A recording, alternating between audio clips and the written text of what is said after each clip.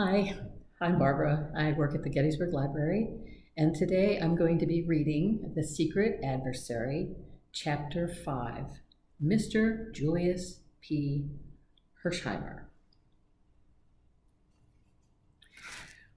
Well, said Tuppence, recovering herself, it really seems as though it were meant to be. Carter nodded. I know what you mean. I'm superstitious myself. Luck and all that sort of thing. Fate seems to have chosen you out to be mixed up in this. Tommy indulged in a chuckle. My word, I don't wonder Whittington got the wind up when Tuppence plumped out that name. I should have myself. But look here, sir, we're taking up an awful lot of your time. Have you any tips to give us before we clear out? I think not. My experts, working in stereotyped ways, have failed. You will bring an imagination and an open mind to the task. Don't be discouraged if that too does not succeed. For one thing, there is a likelihood of the pace being forced. Tuppence frowned uncomprehendingly. When you had that interview with Whittington, they had time before them. I have information that the big coup was planned for early in the new year, but the government is getting wind of it soon, and if they haven't already, and it's possible that that may bring things to a head. I hope it will myself. The less time they have to mature their plans, the better. I'm just warning you that you haven't much time before you, and that you needn't be cast down if you fail. It's not an easy proposition anyway. That's all. Tuppence rose. I think we ought to be businesslike. What exactly can we count upon you for, Mr. Carter? Mr. Carter's lips twitched slightly, but he replied succinctly. Funds within reason, detailed information on any point, and no official recognition. I mean that if you get yourselves into trouble with the police, I can't officially help you out of it. You're on your own. Tuppence nodded sagely. I quite understand that. I'll write out a list of things that I want to know when I've had time to think.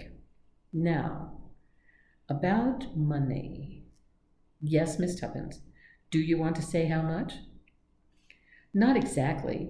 We've got plenty to go on for the present, but when we want more, it will be waiting for you. Yes, but I'm sure I don't want to be rude about the government if you've got anything to do with it. But you know one really has the devil of a time getting anything out of it.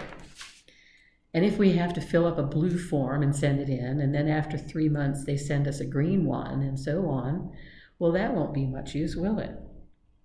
Mr. Carter laughed outright. Don't worry, Miss Tuppence. You will send a personal demand to me here, and the money, in notes, shall be sent by return of post. As to salary, shall we say at the rate of $300 a year? And an equal sum for Mr. Beresford, of course. Tuppence beamed upon him. How lovely. You are kind. I do love money. I'll keep beautiful accounts of our expenses, all debit and credit, and the balance on the right side, and a red line drawn sideways with the totals all the same at the bottom. I really know how to do it when I think. I'm sure you do. Well, goodbye, and good luck to you both. He shook hands with them, and in another minute they were descending the steps of 27 Carshalton Terrace with their heads in a whirl. Tommy, tell me at once, who is Mr. Carter? Tommy murmured a name in her ear. Oh, said Tuppence, impressed. And I can tell you, old bean, he's it. Oh, said Tuppence again. Then she added reflectively, I like him, don't you? He looks so awfully tired and bored, and yet you feel that underneath he's just like steel, all keen and flashing. Oh, she gave a skip. Pinch me, Tommy, do pinch me. I can't believe it's real. Mr. Beresford obliged. Ow, that's enough. Yes, we're not dreaming. We've got a job.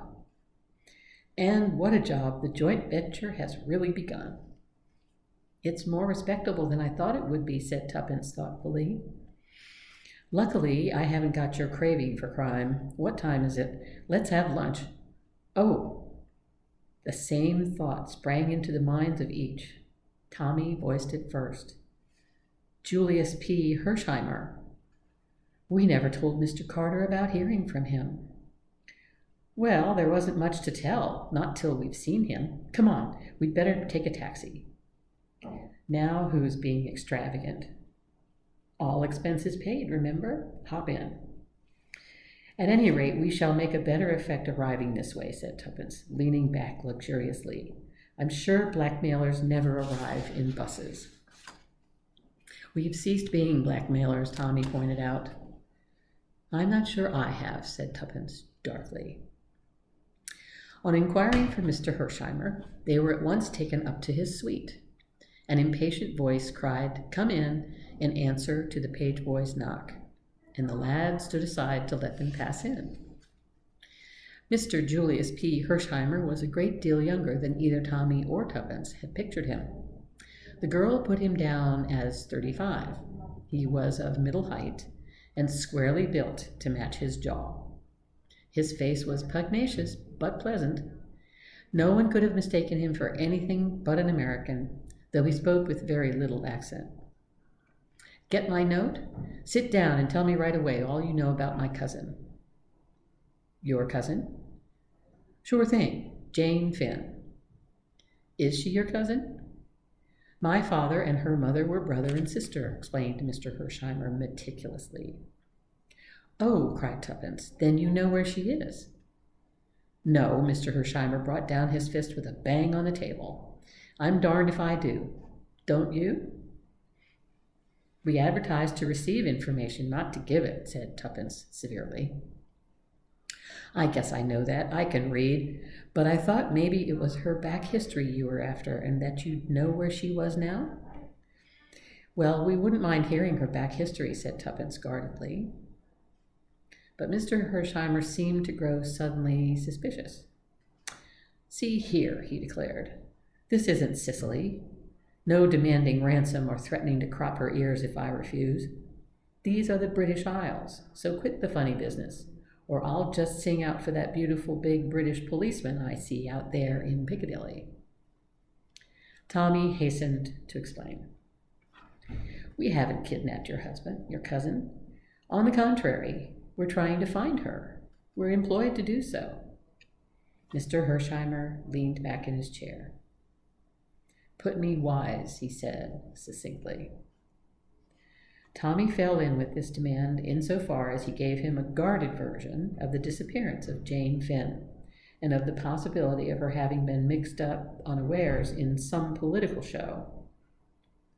He alluded to Tuppence and himself as private inquiry agents, commissioned to find her, and added that they would therefore be glad of any details Mr. Hersheimer could give them. That gentleman nodded approval. I guess that's all right. I was just a mite hasty. But London gets my goat. I only know little old New York. Just trot out your questions, and I'll answer. For the moment, this paralyzed the young adventurers, but Tuppence, recovering herself, plunged boldly into the breach with a reminiscence culled from detective fiction. When did you last see your cousin, I mean? Never seen her, responded Mr. Hersheimer. What? Demanded Tommy, astonished. Hersheimer turned to him. No, sir. As I said before, my father and her mother were brother and sister, just as you might be. Tommy did not correct this view of their relationship. But they didn't always get on together. And when my aunt made up her mind to marry Amos Finn, who was a poor school teacher out west, my father was just mad.